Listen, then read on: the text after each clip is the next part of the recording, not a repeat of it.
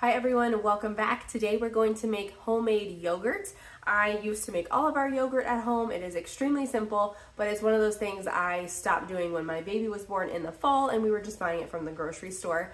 But it is much more cost effective to make it at home, plus it's very simple once you get in the routine. To make yogurt, you just need your milk of choice. We prefer whole milk. We feel like it makes the yogurt just really thick and creamy and rich and filling. So whole milk is our preference. And then you need a little bit of yogurt from either your previous batch or from the grocery store. Unsweetened plain yogurt will work the best for this.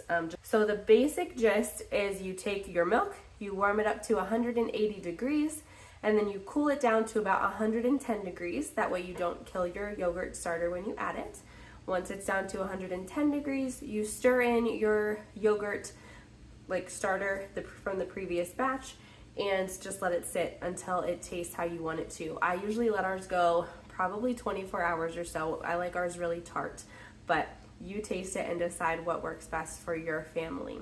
I'm going to be making mine in the Instant Pot today because it has a yogurt setting and it just does everything for you. It's amazing. My mother-in-law got a bigger Instant Pot, so she gave me her old one. So I have been absolutely loving it.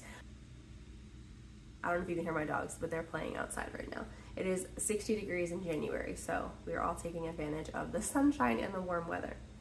Okay, but if you want to make this without an Instant Pot, you can put it in just a normal pot on the stove, bring the milk up to 180 degrees, cool it down, add your yogurt starter, and then just stick the whole pot into your oven with the light on. That is just enough to keep it warm until you're ready for it. All right. Let me show you how we're gonna do this. Okay, I'm just gonna pour the milk in until it's at the top. Your Instant Pot should have a little line that says max, so I just poured up until that line. Yeah, it looks like about 2/3 of a gallon probably fit in there. I pushed the yogurt button until it said boil, and now it will start bringing the milk up to 180 degrees. All right, so it beeped.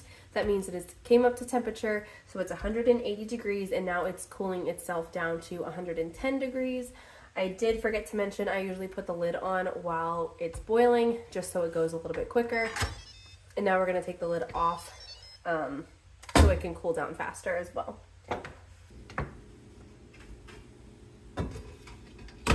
Okay, to be completely transparent with you, I got tired of waiting, so I threw just the pot part, into the fridge for about 20 or 25 minutes. If you stick your finger in it, you can just feel that it's very warm, but it's definitely not like burning my finger or anything. So we're at 110-ish degrees. You're just gonna take I'm gonna do probably about a 1/4 cup is what's left in here. Just put it all into your milk. The reason you want to cool your milk down is so you don't kill all of the good bacteria that's in the yogurt. If you have your milk too warm, it will kill off the bacteria and then this will not become yogurt, it'll just stay milk. So we're just going to mix everything in.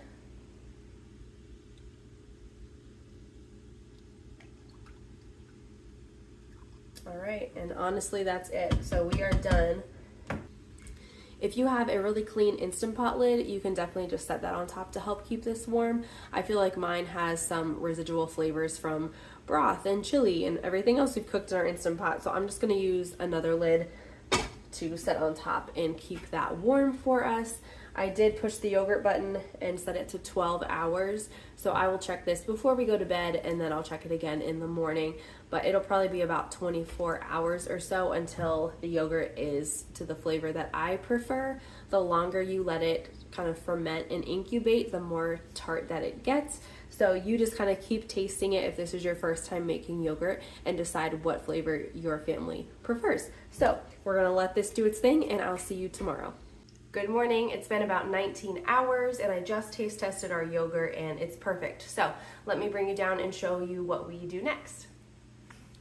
This is what your yogurt should look like. You can see it's pretty thick. It just looks like, typical store-bought yogurt. You can be done at this point and just, eat it as is. And I really like thick yogurt, like a Greek style. So I take a bowl, put a strainer inside of it, and then a clean dish towel, like a tea towel, one of the really thin ones. And I'm going to pour the yogurt into this bowl.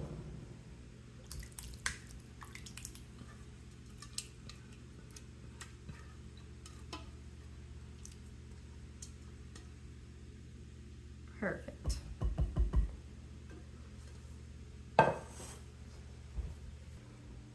I'm just gonna put this whole bowl contraption into the fridge, and I will check it this afternoon after it's had a few hours to drain.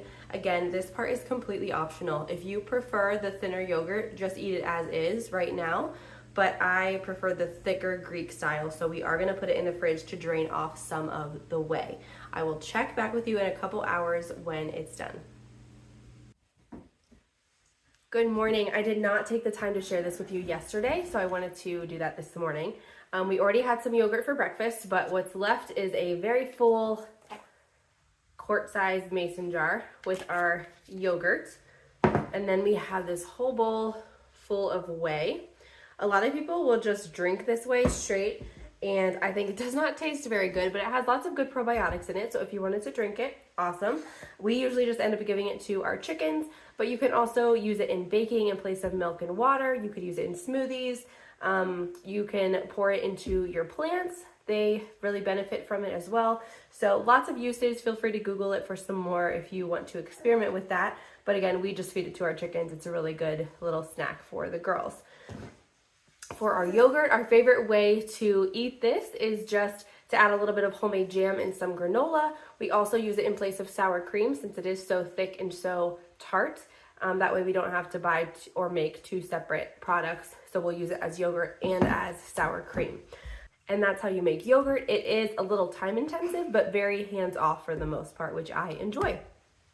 So I hope that was helpful for you. I hope you learned a lot, and I hope you will give yogurt making a try at home. Have a great day, and I will see you next time. Bye.